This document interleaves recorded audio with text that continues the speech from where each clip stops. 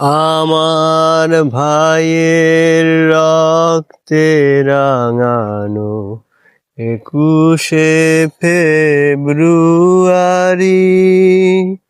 আমি কি ভুলিতে পারি।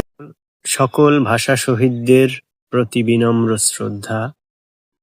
21 এলেই আমাদের মনে পড়ে ভাষা শহীদদের কথা, শহীদ মিনারের কথা। 21 গেলেই আমরা ভুলে যাই ভাষার কথা, শহীদ মিনারের কথা, যাদের জন্য আমরা এই ভাষা পেয়েছি।